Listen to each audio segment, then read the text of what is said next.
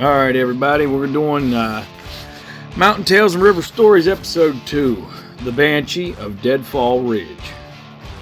Part 1, Josiah Burke. The Burke family homestead stood several miles beyond the craggy ridgelines rising up from the New River, east of the town of Hinton. 9 children was born to Cuthbert and Omi Burke by 1931. The family gathered around a sandstone hearth built 60 years earlier, just after the end of the Civil War, by descendants of Black Forest Germans. Upon the door frame were the faded, washed-out remnants of blue paint brushed there long ago as a hex against evil spirits. The dwelling was a long sourdough-style cabin of poplar logs with a double-sided chimney in the center. The cabin exterior was covered with Jenny Lind siding and a porch that ran the length of the building. The cabin was built on a 4-acre flat halfway down the mountain. A narrow road followed the winding contour of the land and was the only way in or out of the farm. Surrounded by 3 sides by high ridge lines that towered above the cabin, the place was known locally as Under the Mountain. As the sun moved across the sky, the yard and cabin would be shrouded in the shadows of the surrounding ridge lines, enhancing even more the air of loneliness and silent isolation that seemed to hang over the place like a widow's veil. The cabin had been in the Burke family for only a few years. Mr. Burke bought the property and the cabin at a county land sale. The previous occupant and third owner of the cabin had been an unindustrious wastrel named Pike, who spent most of his time lying upon a sheepskin before the earth, content to let his emaciated wife tend to the chores and what farm work she could do. She would bring him a bowl of beans or mush, and he would take his meals while resting on his side, just as if he were a Roman patrician being served by a household slave in a villa. When finished, he would wipe his hands on his greasy beard or dirty shirt, pronounce the meal to be good, and return to his slumber. Eventually, the family were all out of credit at Dunn's General Store and other local establishments, and the property was auctioned off to Mr. Burke. Due to the inattention of the former owner, much work was required to bring the hardscrabble farm into working order. Since there was so little flat land, much of the farming was done on the sloping hillsides adjacent to the cabin. Burke found several great rock piles throughout the woods where the rocks had been cleared by earlier generations, and small plots where corn had been grown. The played-out soil was for such poor quality that topsoil had to be hauled in using mule and sled. The children spent hours on the sloping fields spreading the fresh topsoil across the clearings.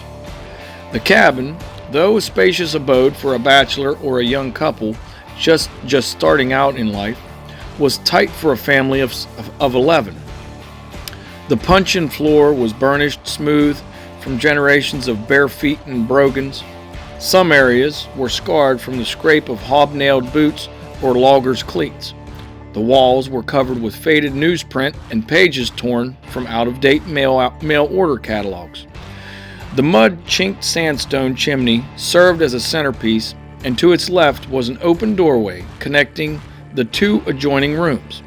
The single chimney served a hearth in both rooms. A wood cook stove and a pie safe marked the pantry and kitchen area. One large table filled half of the room with assorted stools, the odd chair, and nail kegs for seats. An angled ladder led to a loft in both rooms. Children slept above one room and the parents in the loft of the other. Straw ticks lined the children's loft just below the rafters. On winter evenings, each child would heat a brick or flat stone before the fire to be wrapped in thick cloth or buckskin and placed beneath the blankets to warm their bed. Due to the cost of coal, coal oil, the lamps would be put out as soon as possible each night. Miss Burke and the girls made candles of tallow and beeswax, and the children were permitted to take a single candle to the loft each night, with strict orders to blow it out when all were ready to sleep. The family always turned in early, and sleep came easy after full days of work, especially on showery nights when the rain sang like a drummer's tattoo on the tin roof. The children often woke on winter mornings with a skim of snow just along the inside edge of the roof, their warm clouds of breath rising just above the blankets. The property had been timbered about 20 years earlier, and the surrounding hills were devoid of big trees. Here and there, the hillsides were charred from the inevitable forest fires that followed a logging boom. The whole country often took on a desolate, faded, and used-up appearance, especially on dry, overcast fall days, or in the depths of winter, when thick fog and mist hugged the valley floor or hid the tops of the ridgelines. The whole mountain economy at the time was based in one form or another on hunting, gathering, and subsistence agriculture. The great lumber and coal companies acted as giant hunter-gatherers when they raked their collective hands across the mountains, stripping them of their natural wealth, leaving behind a scarred, burnt-out wasteland no longer their concern. Like Paleolithic hunters of old, they picked the ripe fruit nature offered and moved on. In some ways, the mountain people were no different on a much smaller scale. However, unlike the big companies, the people were tied to the land and could not leave on a whim. They farmed the land and took what it could yield. They hunted what they could for both the table and the pocketbook. They never crossed a mountain path without keeping a keen eye out for an opportunity to hunt or gather. Coons, possums, squirrels, turkeys, rabbits, grouse, and the rare deer were viewed as food opportunities that could not be ignored. Coons, foxes, fishers, and the like were valued for their pelts, which could bring much needed cash. Blackberries, persimmons, apples, ramps, ginseng, chinky pins, and chestnuts were sought after and taken when the season permitted. It was rare for a Burke child to roam the woods without an old flour sack in his pocket to readily bring home a peck of chestnuts or other offerings from the forest. The family raised hogs and chickens and had a milk cow. Hams and bacon hung from hooks on a tiny smokehouse. The slanted roof of the smokehouse overran the building by about 6 feet, and underneath was a small forge used to make or repair tools. Beyond its walls stood partially buried stones and a shake roof that formed the spring house, dug deep enough in the hillside to keep its contents cool throughout the hot summer months. Though corn was the chief crop of the farm, other vegetables were grown in the garden plots. The potatoes, green beans, cucumbers, squash, and other greens required the same constant attention from the whole family as did the regular corn crop. Cuthbert Burke also had a small plot of tobacco, which he grew for his own use. Each member of the family knew that if they did not work, they would not eat. Hunger is a powerful motivator, and the Burkes were very motivated people. For smoking, Burke preferred store-bought tins of Prince Albert, which he rolled into cigarettes. He used his homegrown tobacco to make his own plugs for chewing. The long brown leaves would hang from the rafters of the cabin until he deemed them seasoned and ready. Then, with an old railroad jack, he would raise one corner of the cabin up nearly a foot above the cornerstone. He swept off a section of the porch and meticulously laid out a tobacco leaf and drizzled it with sorghum. Placed another leaf on top of the first and repeated the process until he had a stack of sticky, sweetened tobacco about 6 or 8 inches high. The pile of tobacco was placed on the cornerstone and the cabin lowered back in place. He gave it a few weeks and then jacked the corner up again and cut the mass into plugs, which he would shave off with his knife and chew while working in the fields. Down a careworn path leading away from the cabin in a sheltered hollow from which sprang water ran from beneath the roots of a large oak. Mr. Burke ran a whiskey still. He was by no means a fiend for liquor, though he appreciated a swallow as much as the next man. Whiskey making was simply an economic necessity for a man who grew corn for a living. Corn could only go so far, and if not kept properly, would rot in time, or be taken by rats or other vermin. Turning corn into whiskey made it a serious commodity that could be stored indefinitely and was always marketable. He preferred foggy, overcast days to run his still, when the blue smoke would blend in with the mountain mist and camouflage his location from revenuers.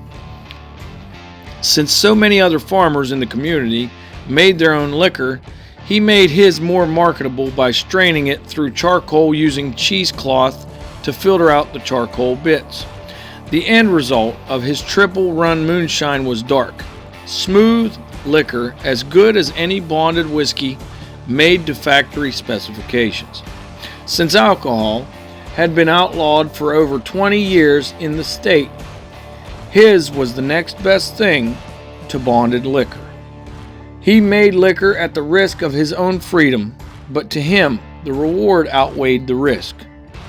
One day, Cuthbert was working his forge when two tall men dressed in green carrying repeating rifles emerged from the woods along the path from the still.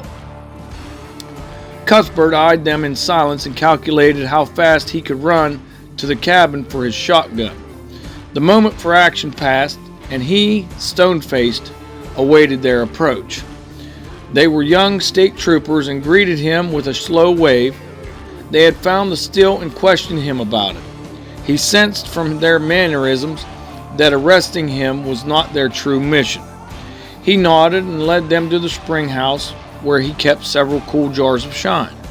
They each held a mason jar in one hand and popped it to their palms to eyeball the bubbles and judge its potency. Each tested the brew, and an hour later, after gentle negotiations, they left the way they had come, each toting a gallon jug of brown liquor. Payment was out of the question, for Cuthbert, in one afternoon, had received recognition that his whiskey was among the best in the country, and learned the price for being allowed to stay in business. The work on the farm was hard, and the discipline in the house was brutal by nature. There was no slack time for the children, and from the day they could walk and carry a pail, they were expected to work and share in the daily burden of labor. The concept of adolescence was unknown to them. The children moved into adulthood more with each passing year, from splitting stove wood to slopping the hogs, to tending the chicken coop, to gathering eggs, to harvesting the garden, to milking the cow, to keeping squirrels out of the corn. There was always work to be done. Occasionally, on a winter evening, Mr. Burke would carve a small wooden toy for the children while sitting before the fire. He loved to see his children's eyes light up in wonder when he presented them with a new toy. The tragedy was that they rarely had time to play with it or any other toy he made them. The toys rested in a row, gathering dust on the mantel above the fireplace, and served more as heirlooms and decorations than toys for idle children. Neglected and forgotten, they were the symbols of the children's stolen youth. Labor also fell along gender lines. In a corner of one of the cabin's 2 rooms stood a spinning wheel and 2 small looms, one for wool and the other for flax. Miss Burke taught the girls at a young age to spin and weave and how to make clothing. Each boy was given 1 new shirt and 2 new pairs of pants each year, made of linsey woolsey. Socks were a luxury that required the constant attention of Miss Burke's darning needle. Underdrawers were unheard of for the boys other than union shirts, suits. The girls wore underdrawers made from flour sacks with holes cut for the legs and held up with twine. The boys also had one pair of store-bought overalls that were covered with patches and expected to last forever. Each girl was given 2 new dresses a year, and each had a homemade sunbonnet. The girls were expected to work alongside the boys in the fields when needed. All of the children went barefoot in the summer. The 4 boys had 3 pairs of boots among them. Miss Burke made the children homemade shoes out of flour sacks with soles fashioned from tough groundhog hide. None of the fabric or clothes was ever wasted. Each garment passed down to the next child in line as it was outgrown. The boys had the job of keeping the squirrels out of the corn. For this, they had an ancient flintlock smoothbore musket that was more of a relic than anything else. Mr. Burke had a breech-loading shotgun he kept hung over the door, but shells were too expensive to waste on the boys, and they were not allowed to touch it. Black powder was cheap, and the boys made their own lead shot by pounding old lead bullets flat on the anvil and cutting them into 1/8 inch square shot that was wrapped in cheesecloth, the better to hold the shot together when they touched it off. Mr. Burke also had an old muzzle-loading cap-lock mountain rifle he kept loaded and hung above the fireplace. It was handed down to him from his father, who had used it for hunting and to occasionally win a side of beef back when beef shoots were still held in the mountains. Cuthbert had attended them as a child, but they ceased to be held by the time he was old enough to hold the rifle himself. He would stand beside his father and hand him the round ball and watch as his father loaded the rifle and rammed the charge home on the firing line. The targets were X boards lined up against a large stump. Each man paid a fee for each shot fired. Each shot was for a particular cut of beef from an old bull tethered to a nearby tree. The man whose shot cut nearest to the center of the X on his board won the match. After each cut of beef had been won, they shot for the tallow and hide. The final shot was for the lead in the stump, valuable because it could be melted down into bullets for future use. One year, the entire beef was taken by Old Man Burns from Greenbrier County. He was such a crack shot that some men even paid him to shoot for them. Burns raised a fuss when the losers of the group voted and banned him from shooting for the tallow and hide. He threw down his pouch and horn and declared that if they would just let him shoot one more shot, they wouldn't have to butcher that damn beef. He'd just lead it on home. Of the 9 Burke children, 13-year-old Josiah was the best woodsman. A born Nimrod, he knew all of the plants and herbs of the forest and where to find them. Naturally attentive and intelligent, he observed and listened when the older people talked. And though curiosity and practical experience, he developed an industrious, independent spirit. He was thoroughly at home in the woods and educated himself in woods lore and survival. He was not afraid to work and more than pulled his weight on the farm. Josiah was the perfect blend of his 2 parents, whose lineages represented nearly all of the ethnic groups of the mountains. Cuthbert Burke was of French and Cherokee stock on his mother's side and Scots-Irish on his father's. Omi had a German-Irish father and Scots-Irish mother, while Cuthbert was dark and swarthy with coal-black hair and eyes and the high cheekbone of his native forebears. Omi was fair and freckled with a peaches and cream complexion and the bright orange hair of the Nordic fjords. Their son had the black eyes of his father and the ginger hair of his mother. All three were lean and muscled from a lifetime of hard labor and want. While Josiah's features still reflected the soft vibrancy of youth, both parents appeared aged beyond their years from strain and work in the outdoors. The local schoolhouse operated about 5 months out of the year. Josiah became a good reader, devouring any book he could find. The Burke home had few books.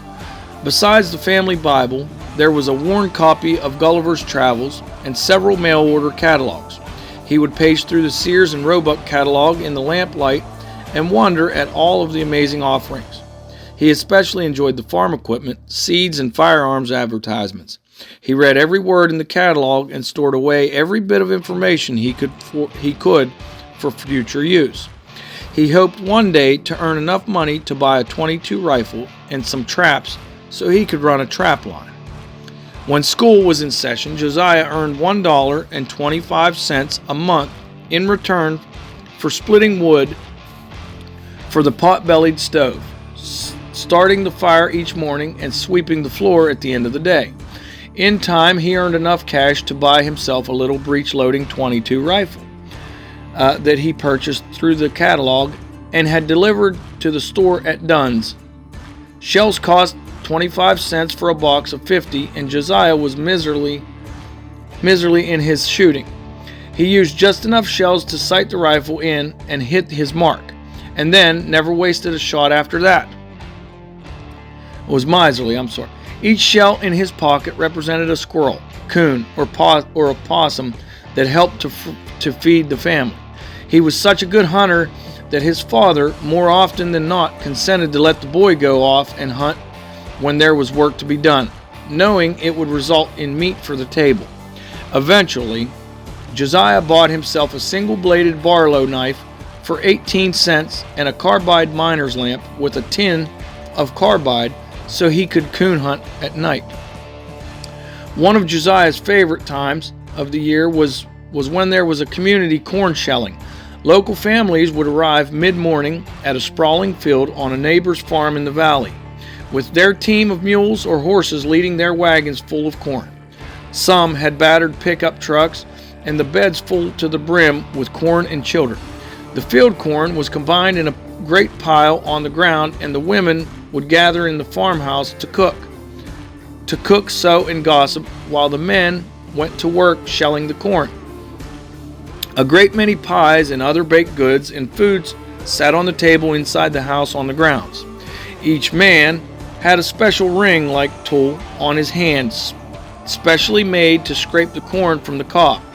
Most of the corn was known locally as bloody bushel, and the cobs were checkered with various shades of reds and amber kernels among the white and yellow. A pint bottle of corn liquor was hidden in the pile, and the man who found it was allowed to kiss any girl he wanted at the gathering. When the shelling was finished, they held a dinner, a cakewalk, and a dance. The days of Franklin D. Roosevelt's New Deal and rural electrification projects were years away, and the mountain people had yet to get electricity in their homes. Most homes, however, no matter how isolated, had a battery radio. The problem was keeping a charged battery, and recharging was a difficulty. As a result, the radio was not always in service. At times when a radio was present and working during the corn shelling parties, the people loved to listen to the new music that came to them through the airwaves. It brightened their homes and was a welcome respite from the monotonous life of subsistence farming. When the radio was not an option, they made their own music. The most welcome guests at a corn shelling were the musicians. Every farmer who owned an instrument and could play would be sure to bring along their fiddle, banjo, or a small guitar purchased from the catalog.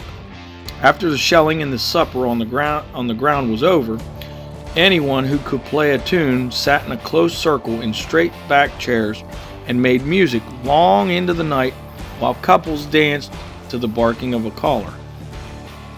It was a wonderful and rare event for people who lived their lives mostly isolated from neighbors and were used to hearing nothing more than the echoing calls of owls or the lonely whippoorwill after the sunset beyond the ridges.